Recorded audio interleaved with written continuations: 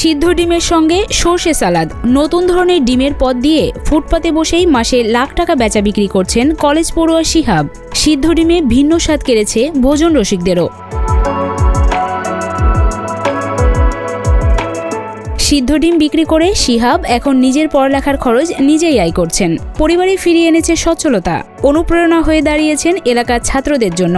সেরকম অবস্থাশালী ঘরের ছেলে না সে, এর উপরে মনে করেন যে জীবিকা, তারপরেও সে পাশাপাশি লেখাপড়া করে, ছেলে হিসাবেও ভালো, বেচা কেনাও ভালো হয়, আল্লাহ ভালো দেয়। এর দেখা দেখি দেখা যাচ্ছে যে আরো ছেলেপিলি দেখা যাচ্ছে অনুপ্রেরণা হইলে দেখা যাচ্ছে যে তারা কর্মকারী খেতে পারবে। দিনের বেলায় পড়াশোনা করার পরে রাত্রে যে অবসর সময়টুকু সেখানে সে বাজে বা অন্য অন্য ছেলেদের সাথে না মিশিয়ে নিজের সংসারে হাল ধরছে এবং সেখান থেকে একটা ভালো টাকা ইনকাম করছে, পাশাপাশি তার সংসারে অবদান রাখছে।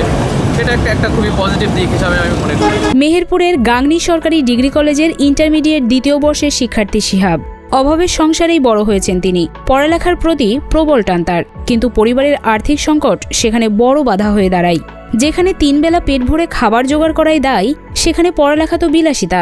পরে নিজের পড়ালেখাটা চালিয়ে যেতে সাহস করে এই উদ্যোগ নেন শিহাব। ছোটবেলা থেকে ইচ্ছা ছিল কি পড়াশোনার পাশাপাশি কিছু বিজনেস করব। পড়াশোনা করতে করতে একসময় আমি বিজনেসের ভিতরে আসি।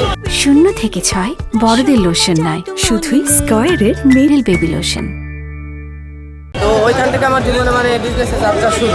সেখান থেকে আস্তে আস্তে ধীরে ধীরে বিজনেস আমি শুরু করতে আসি। মনে করেন একের পর এক যখন যেটা হয় আর কি, তখন সেই বিজনেসের উপরে আমি চলে যাচ্ছি। পড়াশোনা করে চাকরি বাকরি করার থেকে ব্যবসায় কিন্তু অনেক ভালো।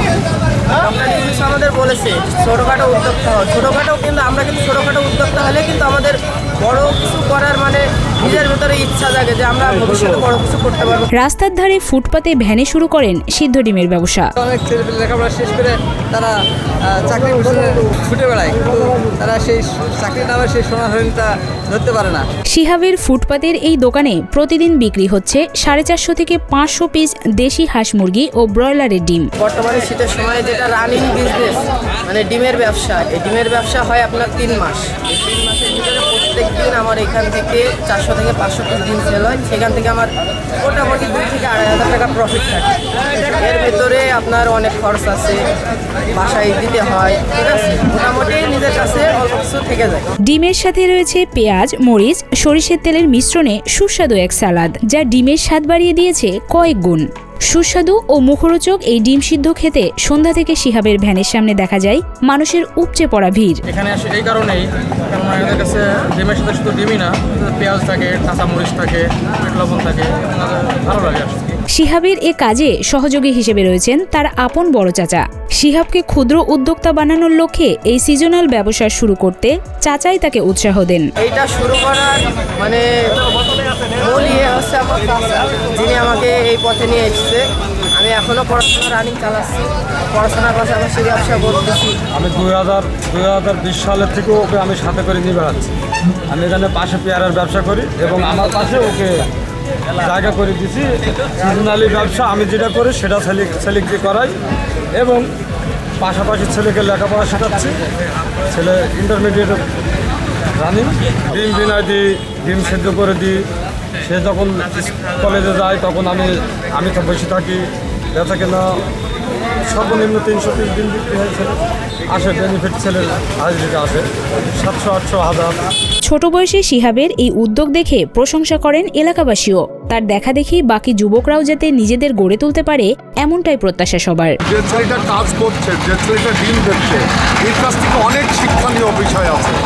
এই ছেলেটা তার সংসার চালানো, তার লেখাপড়া চালানো, সেও কিন্তু মোটরসাইকেল চালায়। এই যে উগ্র ছেলেপিলে আমার গাংনিতে যেভাবে ব করে মোটরসাইকেল চালায়, সেরকম না।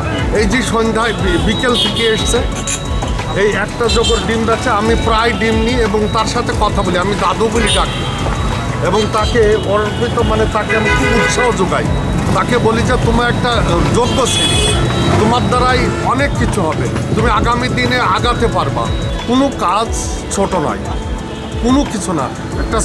আমি যদি রাস্তায় জুতো কালি করে খাই, তবু সেটা একটা কর্ম। এই কর্ম করে যারা খায় তাদেরকে আমি স্যালুট করি।